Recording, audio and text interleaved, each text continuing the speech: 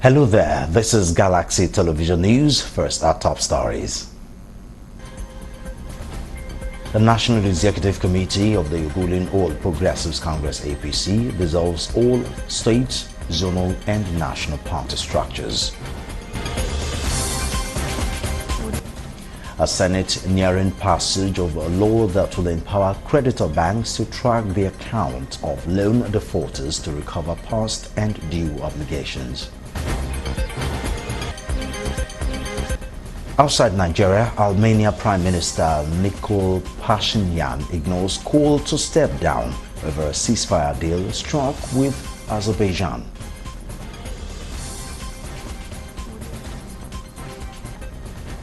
And a sports second phase of campaign to facilitate Team Nigeria's early preparation for next year's Tokyo Olympics begins in 3 centers across the country.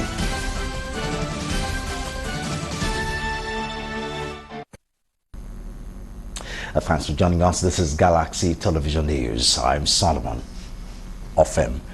President Muhammadu Buhari has urged leaders and members of the All Progressives Congress to reintroduce the strategy that led to the achievements of the merger that produced APC as a political party.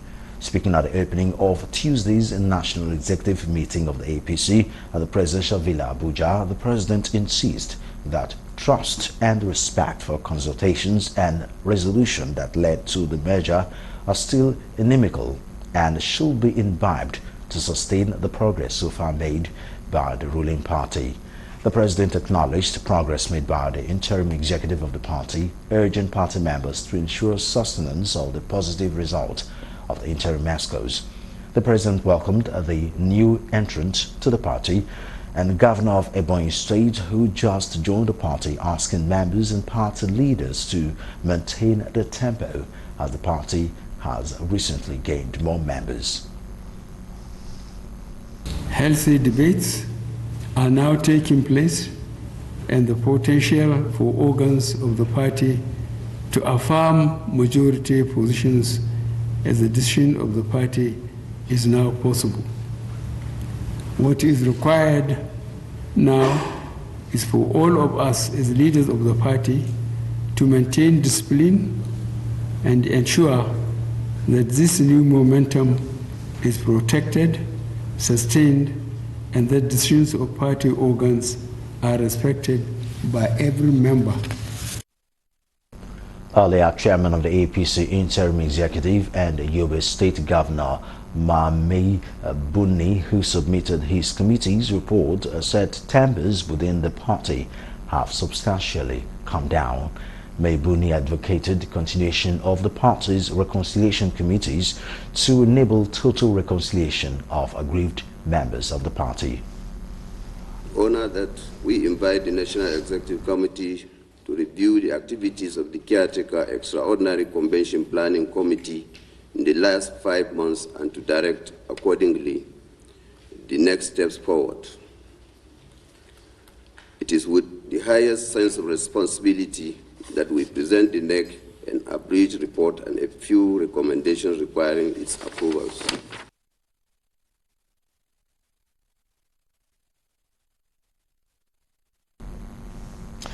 Meanwhile, the National Executive Committee of the ruling All Progressive Congress on Tuesday dissolved all state, zonal and national party structures.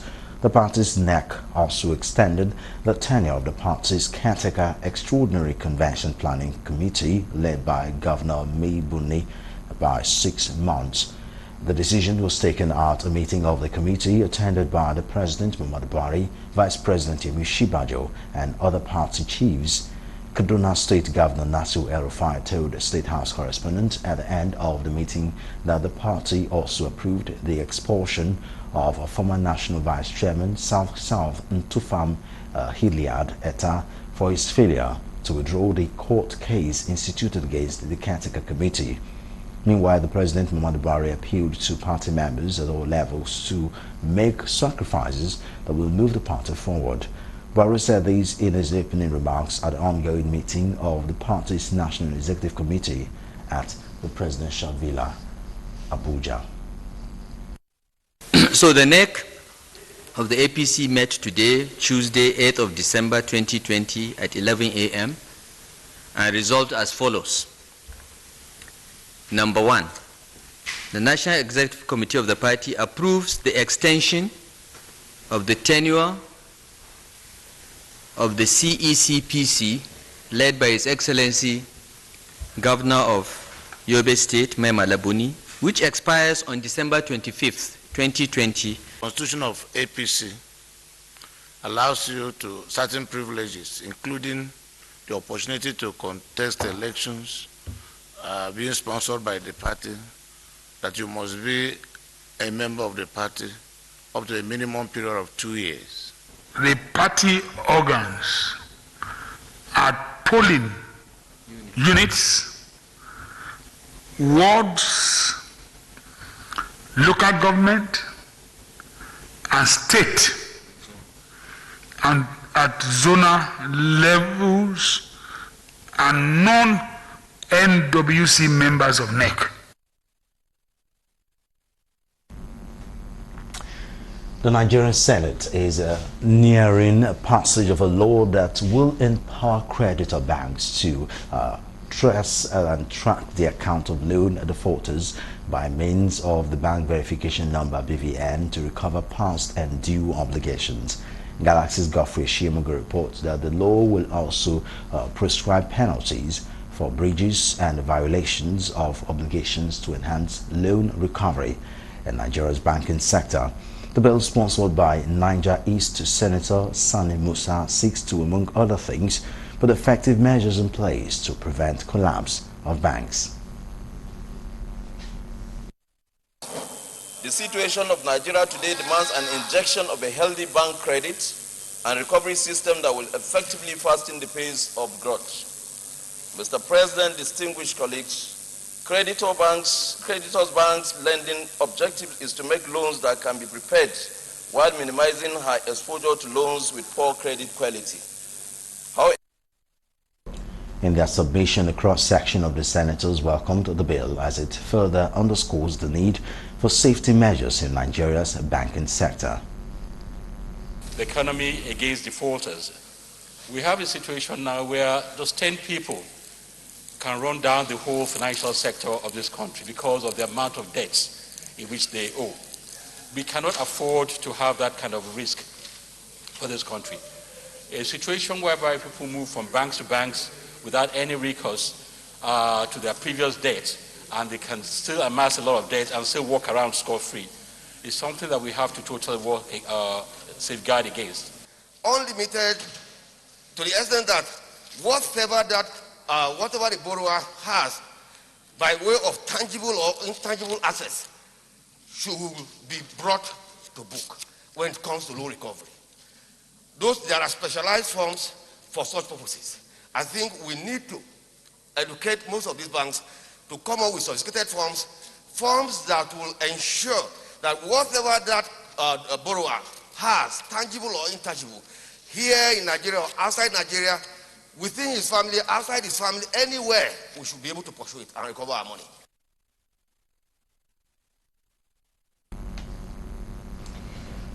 Meanwhile, the bill has been referred to the Senate Committee on Banking, Insurance and Other Financial Institutions with a mandate to report back in 4 weeks.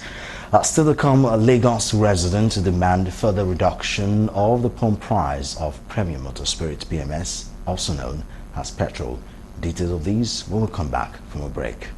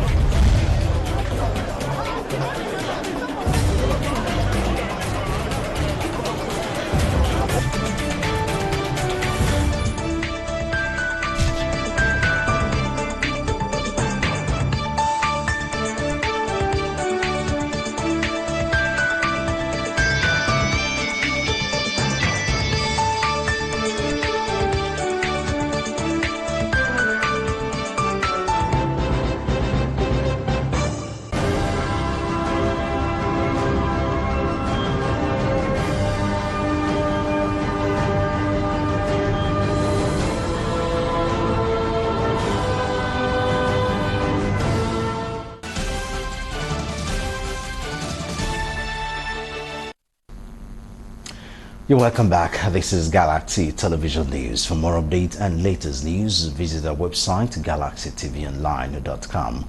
Subscribe to our YouTube channel, youtube.com/Galaxy TV Nigeria. You can follow and interact with us on our Facebook page, facebook.com/Galaxy TV, or tweet at us at Galaxy TV. Don't forget to follow and tag us on our Instagram page at Galaxy TV News.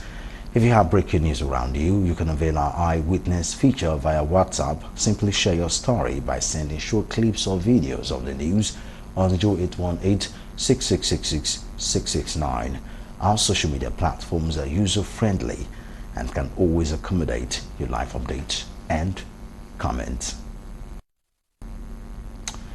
The proposed reduction in pump price of premium motor spirits, PMS, known as petrol, by 5 naira from Monday next week has met stiff opposition from most Lagos residents who insist the pump price should be reduced further.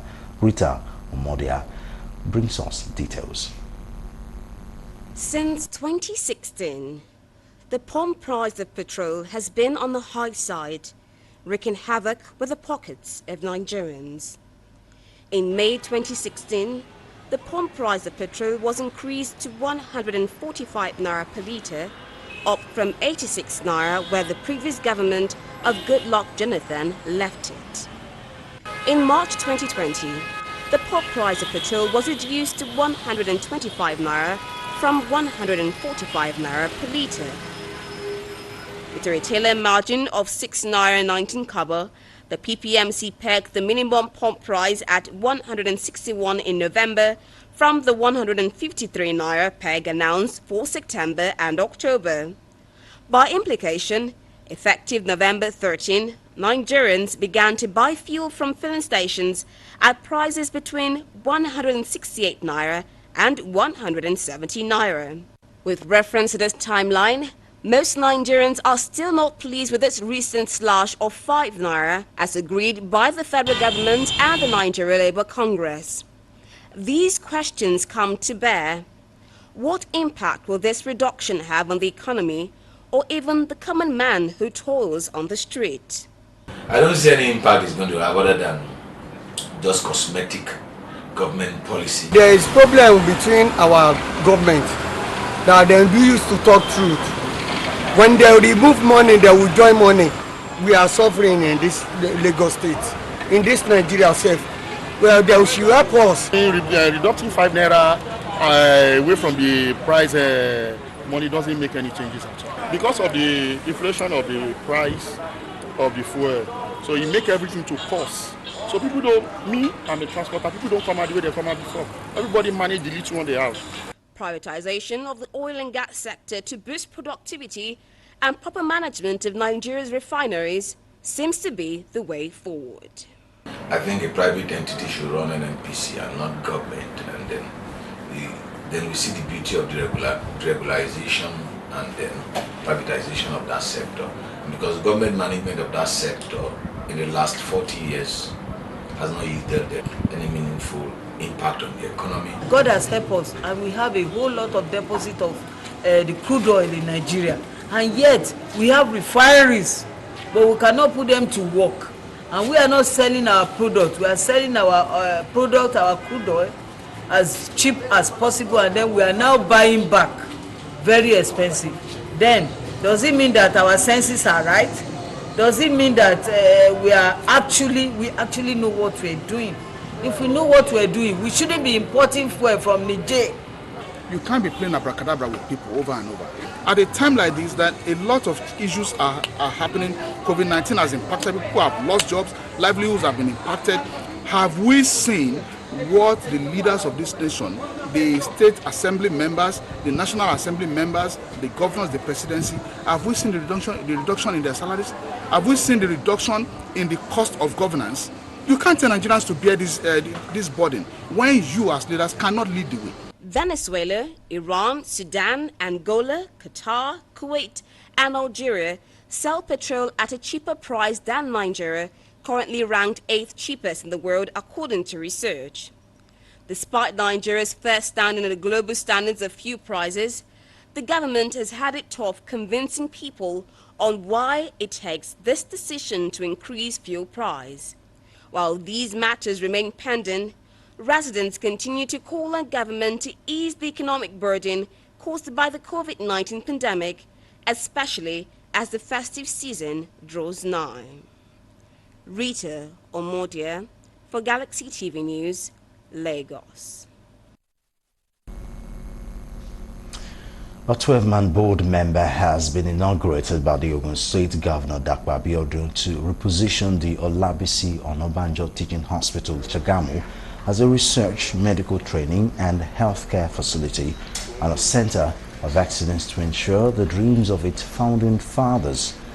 Addressing the board members, the governor charged them to be innovative and adaptive in the quest to turn around the fortunes of the hospital to deliver qualitative service delivery to its numerous clients. Responding on behalf of others, the chairman of the board, Professor Adekunle Hassan, promised not to betray the confidence reposed in them, just as he promised to step on toes in the discharge of their assigned responsibility. I congratulate you for being found worthy from amongst many qualified sons and daughters of Ogun State. You are placing on your shoulders a public trust. You have been carefully selected because of your diverse wealth of experience, expertise and wisdom, and on you we are investing the future of human capital development in healthcare, research and medical scholarship. It is important to remind you they are coming at a crucial time in the history of Medicare in the world. The challenges of COVID-19, HIV/AIDS, Ebola and other hitherto unknown ailments cannot defy solution with men and women like you providing leadership to OUTH. But whether we will get the accolade after serving or during a service depends on commitment. It's not going to be easy, I tell you. It's a time that we have to see the challenges there as an opportunity to bring out the best out of us, the pharmacists, the different professionals, to see how we can think outside the box and without the box, as the governor did mention. The chairman of the Nigerian Deposits Insurance Corporation, NDIC, Ronke Sokefun, has donated the state-of-the-art Information Communication Technology ICT Center to Comprehensive High School Ayeturu, a community in Yewa North Local Government Area of Ogun State. The center, which will be used for the Joint Admission and Matriculation Board JAM examination in the area, boasts over 200 computer systems, 2 backup power supply generating set, and CCTV cameras. Speaking at the inauguration, Sokefun said the center will ease the bottleneck associated with students writing of JAM examinations in the area. She said students in the area over the years traveled as far as Ibadan and Lagos in their quest to write JAM examinations. In his remarks, Governor Dakwa Abiodun said the donation was in line with Adopt a School for Give Back to the, in line with Adopt a School or Give Back to the Schools, as business of education is the business of all.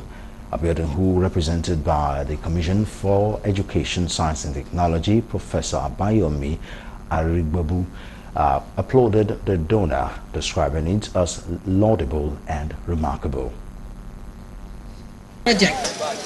Our goal is to provide sustainable access to internet-enabled learning facilities, knowing that our institutions house extremely talented students who will make productive use of the opportunity. The emergence of a vibrant digital economy equally reinforces the importance and timing of this project. The examination regulatory body graciously provided all the relevant specifications and requirements. It is pertinent to mention that the project will further enhance ICT teaching and learning in the environment and reduce the stress of traveling from the area to other parts of the country, most especially for JAM examination. The NDIC chairman also disclosed that the body had committed over 1 billion naira into community development projects across the country. 4 months old. Projects of this nature, maybe not as big, we don't have less than 100 in different parts of the world. And they're all mostly community interventions from ordinary boreholes. You'll be surprised at the needs of our people. And those are the areas we usually focus on to do those. In terms of staffing, welfare, we've improved on things a lot. Again, I don't want to dovetail into the details. We can have a session to talk about that, but... The president of the Association of National Accountants of Nigeria, ANAN, Professor Mohammed Akaru Mainoma, has cautioned the federal government against reopening of land borders, describing the plan as hasty. They said these on Tuesday in Abeokuta, the Ogun State capital, while speaking with newsmen on the sidelines of the ANAN's fifth mandatory Continuing Professional Development MCPD program and induction of new members. Mainoma noted that reopening the land borders now would erode the success recorded so far in the nation's production capacity. The ANAN president urged the government to improve more on the production capacity of economy before reopening of borders. He noted that the body had helped the government in fight against corruption by imbibing ethics, schooled, professional and integrity, and also introduced whistleblower policy within the body. Mainoma added that ANAN also maintained synergy with the government by ensuring erring members are punished to serve as deterrent to others.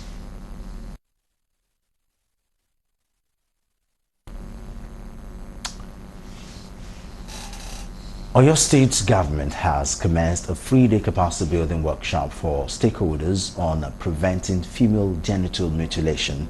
The program, in collaboration with Hasei Health Initiative, is also to educate stakeholders in all the nooks and crannies of the state on the disadvantage of female genital mutilation. Correspondent Kunlojo reports that the Executive Secretary, Oyo State Primary Healthcare Board, Dr. Muideen Olatunji, said the workshop was aimed at increasing the knowledge of members of ministries, departments and agencies to understand policies against female genital mutilation, FGM, and advocate against the practice.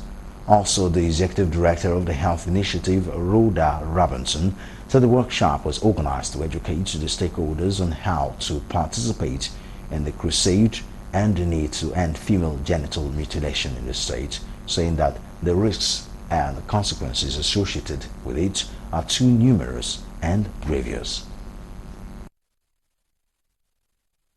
So this is a way of spreading the gospel and making sure that many stakeholders that have a possible role to play are well keyed into the campaign against female genital mutilation. Our big goal is that we continue drumming it into their hearing, the negative impact of female genital cutting or mutilation, the danger attached to it, then the mothers and the children that will suffer the consequences, then the father that will bear the consequences of losing the child, even at childbirth. Nobody wants to raise a child and lose that child prematurely. Today we are organizing the first of a series of capacity building sessions across the 3 states in southwest Nigeria, that's Osun, Oyo and Ekiti, towards building the capacities of stakeholders in ending FGM in the state. Similar workshop has been held in Osun and Ekiti State in order to keep the citizens abreast of the dangers of female genital mutilation, FGM.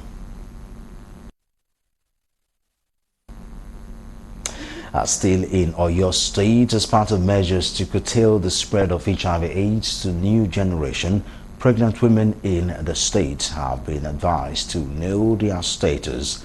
Governor Seyi Makinde, who gave the advice of the program organized for pregnant women in Oyo State to commemorate this year's World AIDS Day, said the prevalence of the disease in the state is now at 0.9%. Correspondent Kunlojo reports that Makinde, who was presented at the event by the Commissioner for Health, Dr. Bashir Bello, said the feat was achieved through effective collaboration of all stakeholders. He noted that the focus of this year's celebration on pregnant women is to protect the future generation from being infected with HIV/AIDS. This involves working as a global community to successfully bring HIV to an end amidst COVID-19 by the year 2030. In Oyo State, the current prevalence of HIV/AIDS is 0.9%, as against the national figure of 1.4%. Marking the appeal to all residents to continue to observe all health tips in order to remain safe and stop the spread of the disease. Other speakers at the event commended the state government for the effort, adding that HIV/AIDS is no longer a death sentence, saying pregnant women in the state should endeavor to know their status. It can transmit even from the mother to the child. But once you have known your status and you are positive, there is drugs for you to be taken so that it will not affect even the baby in utero. The theme for this year's celebration is United to End AIDS in the midst of COVID-19.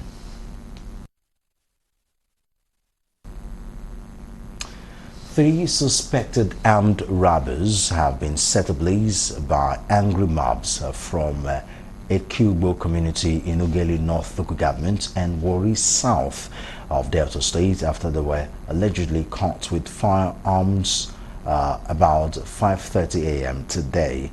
One of the suspects was set ablaze in Ughelli after he was caught trying to lodge in a hotel after robbing and shooting his victims, with the other two set ablaze at Emeberem Junction in Warri for armed robbery.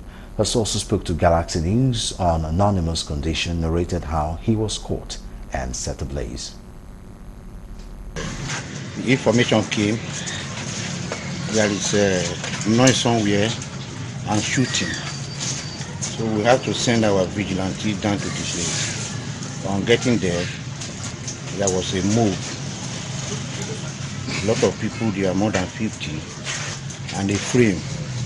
When we investigate, it was a city court man that was trying to fight the other one, exchange of bullets. So the mob now was able to catch this man with the gun and put him at bay. Meanwhile, the DPOB division in Warri, Benjamin Igometi, who spoke with our correspondents on phone, warned criminals to stay away from the city, saying they are out to reduce crime to the barest minimum. If you're just tuning in, this is Galaxy Television and you're watching the news. We'll go for another break. When we come back, more stories will come.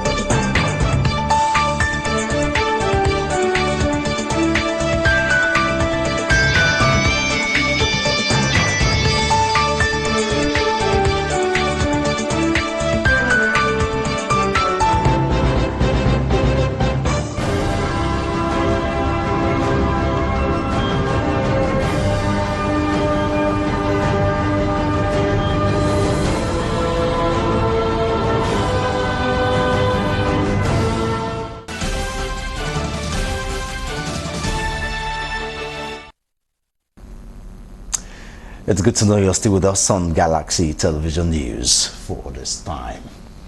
Following the sharp rise in insecurity recently witnessed across the country, a legal practitioner has called for the federal government to liberalize arms possession so that citizens will be able to defend themselves. The lawyer, who decried what he described as laxity on the part of the government to tackle the issue of insecurity head-on, said the body language of the Muhammadu Buhari-led administration gives credence to the allegation that there is an alleged unholy alliance between the federal government and the insurgents. The truth is that the presidency has refused, for reasons best known to him, to adopt concerted and decisive measures, not just to contain and curtail, but to decisively stop the issue of insecurity in this country. We are beginning to have rumors and accusations that the federal government is parleying with the insurgents. Speaking further, the lawyer called on Nigerians to task the federal government and the National Assembly to constitutionalize the right to bear arms so as to enable citizens protect their fundamental right to life. Nigerian citizens should elevate the agitation for liberalization of ownership of arms. We are getting to a stage in this country where the right to ownership of guns ought to be a constitutional right, so as to give meaning to the right to life. Otherwise, if you have a right to life, I don't have the right to protect that life. That right to life becomes useless. Northern women under the platform of Maya Matan Arewa have embarked on a peaceful protest to show their displeasure over the present insecurity in the country. The women came out with their children in Kaduna carrying placards with different inscriptions showing how unsafe the northern part of the country is, saying there is need for urgent action. It is no longer news that the country has been faced with kidnapping, armed banditry, cattle rustling and insurgency, especially in the north. The women therefore appeal to government at all levels to help in providing adequate security so that people can go about their legitimate businesses without fear, saying women are always at the receiving end as they are left as widows and their kids left as orphans due to insecurity. Nobody is safe. That is the most important thing. You go onto the roads, you can be kidnapped. You are in your house, you can be kidnapped. You go to Katsina, you don't even know if you are going to come back early. And we are the women, we are the ones being left as widows, with children, orphans. So, you know, there's a lot of problem that we women are facing right now. It is so sad and so bad now that we cannot go to our farms until we negotiate with bandits and pay them off. You cannot get your daughter married until you go and negotiate with bandits and pay them off. If not, they will take the bride and go and spend 7 days with her before returning her. Formerly, if you want to travel, you travel freely. We travel to Abuja as if we are going to Central Market. But now if you have a program in Abuja or from Abuja to Kaduna, you are scared. Your family member, maybe they have occasion, I will have a wedding on the 19th of this month, but I can't even travel. I personally am a victim. At least my own aunt, Professor Martha Avlan, was murdered in her home and burnt in Zaria. Up to date, no news about that. So many people. I'm from southern Kaduna. A lot of killings are taking place there. Born and brought up in Zaria, a lot of killings taking place there. So, who is free? Nobody. Calling on the federal government to intensify security in this country. So all we are saying is we need security. We must live as a people. We need a nation where we live in, not to only survive in a nation. We must live and eat well. This issue of rape and violence against women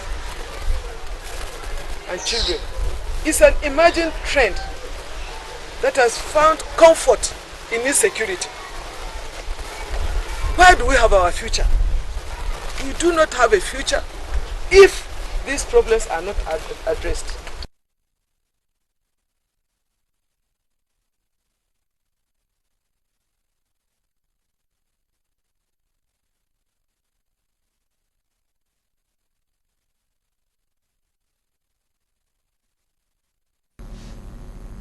Just on to Galaxy Television News.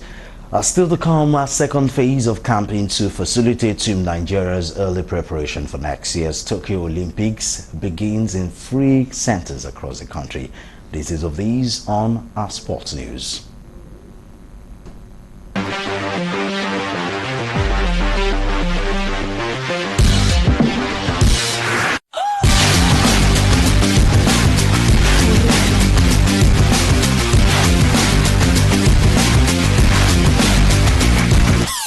Now tracking stories in the world of sport. In line with the promise made by the Minister of Youth and Sports Development, Sunday Dare, to facilitate Team Nigeria's early preparation for next year's Tokyo Olympics, the second phase of campaign began in 3 centers across the country. According to the Acting Director of Field and Elite Athletes, Dr. Simon Ebojaye, Team Nigerian athletes will be camped for 3 weeks in Port Harcourt, Abuja and Yenagoa. In Port Harcourt, 14 track and field athletes under the supervision of 2 coaches are in camp. In Abuja, 8 para-athletes, 14 para-table tennis players and 8 weightlifters are in camp, while 8 wrestlers are camped in Yenagoa, Bayelsa State under the supervision of 2 coaches. The first phase of Team Nigeria campaign was conducted at the High Altitude Training Center, the Federal College of Education, Pashin, in Plateau State, with 4 athletes in attendance. The Pashin camp was used as a prelude to reviving middle and long distance races in the country. Still in the world of sport, Super Eagles striker Victor Osimhen is working hard to regain full fitness at his Serie A club Napoli, following a shoulder injury sustained during Nigeria's vs Sierra Leone 2022 African Cup of Nations qualifying match at the Samuel Ogbemudia Stadium, Benin City on November 13. Since cupping the injury, Osimhen has missed 5 Napoli matches, 3 in the Serie A and 2 in the Europa League. Without the Nigerian, the Gennaro Gattuso's team lost 3-1 at home to AC Milan, thumped by Roma and Crotone 4-0 apiece at home and away respectively.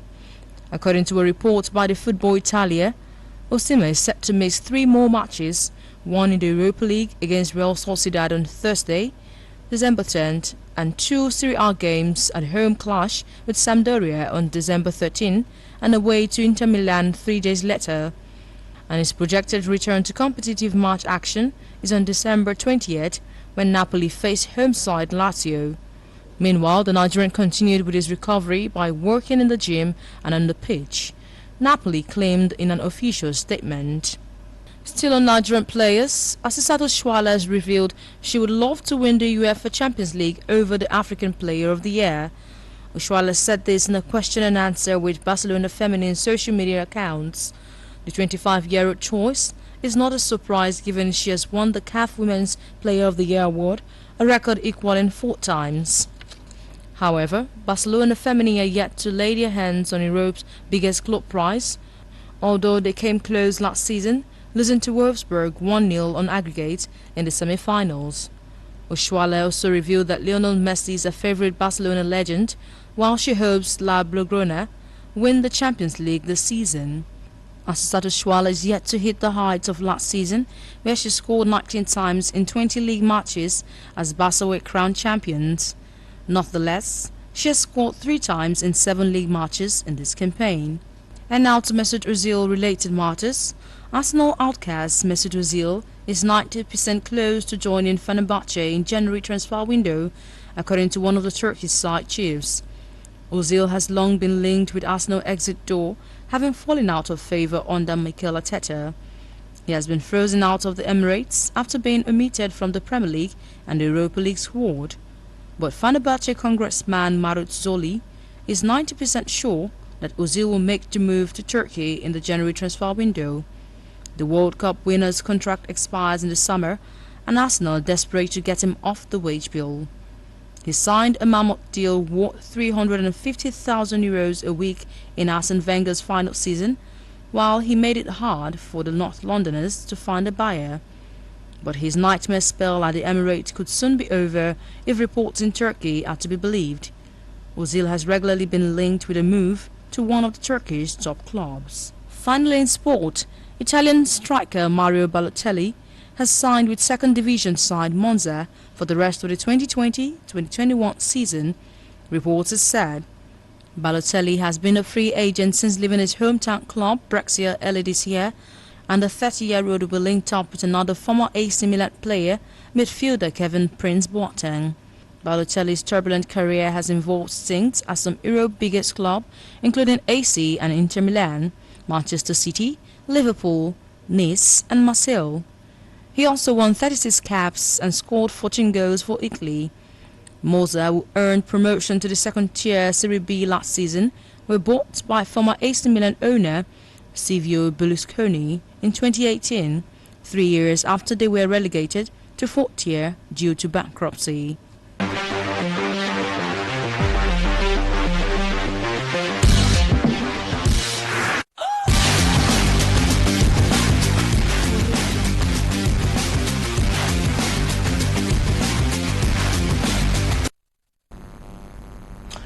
Armenia Prime Minister Nikol Pashinyan ignores call to step down over a ceasefire deal struck with Azerbaijan. Details of these on stories from our international scene.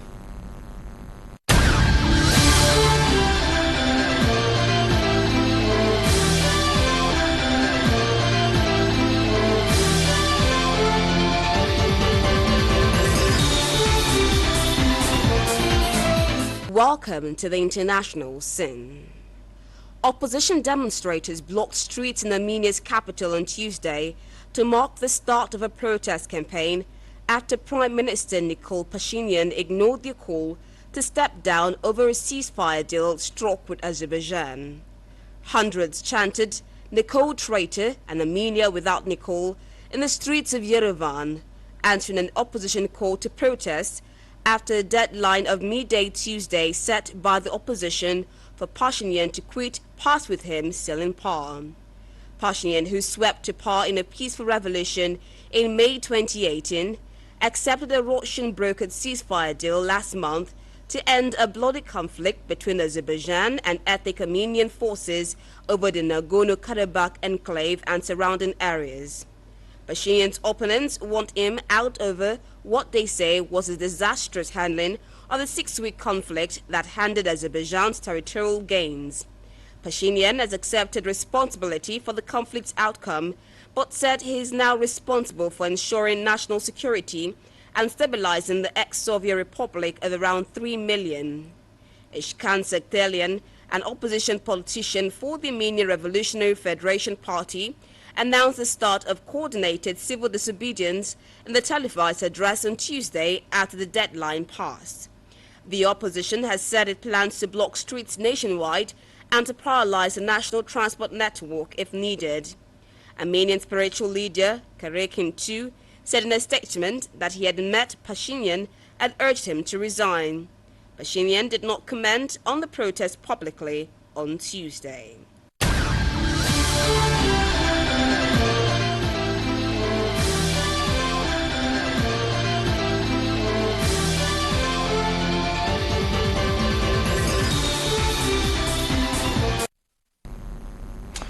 We'll now join our entertainment desk for more news.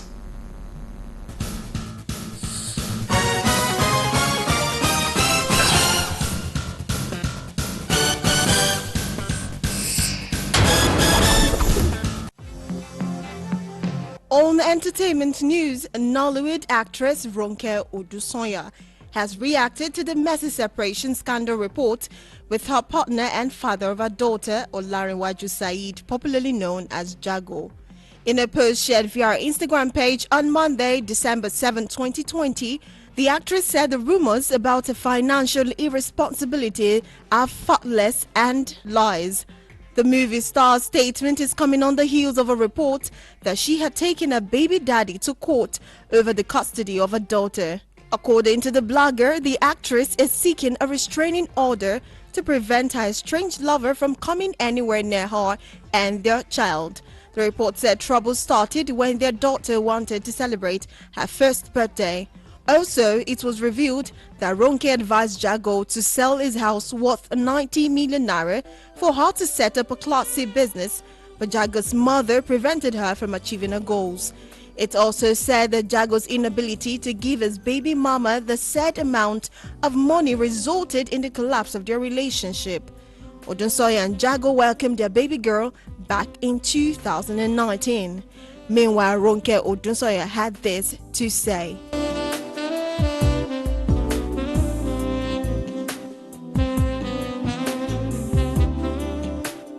In another news, Nigerian music producer and Marvin boss Don Jazzy stated recently on social media that he does not want to have the capacity to fight anyone doing better than him in life. He wrote, "You are doing better than me in life. Bravo!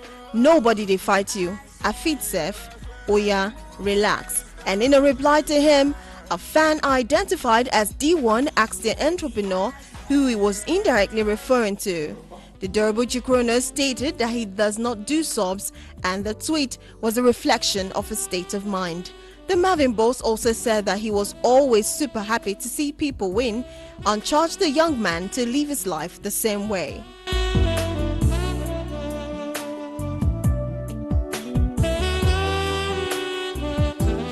Now on the update of the alleged side chick of Burna Boy Jopel, the woman who alleged she and Burna Boy had been seeing each other for 2 years has responded to attacks she received for going public. The model took to her Instagram story to address comments from her critics, and she wrote, "It's the hypocritical comment for me. Some of you have never been in love and it shows. Also, this generation's obsession with transactional relationships is disgusting. The idea that someone is simply in love sounds so outlandish to so many of you, and it's quite scary. God help my generation. Lastly, I'm beautiful, die inside and out, so let's not even bother to question my looks and character. Peace and love." She also added, "While people are trolling, I've never felt so free in 2 years. I'm scheduled to see my therapist tonight." Oh well, we wish you well, Jopel, on this new journey of life. And finally, on entertainment news, popular Nigerian singer Temi Owasa has finally reconciled with her former record label owner Olamide, and she shared the good news on social media. The talented singer, who is also known as YBNL Princess, shared a tweet where she said that her issues with Olamide has been resolved. According to the Afefe Kroner, they had a meeting and the differences had been settled. Tweeting further, the music star said that they were all still families. Temi then accompanied a post with a GIF to show that she was grateful. And that'll be all on entertainment news.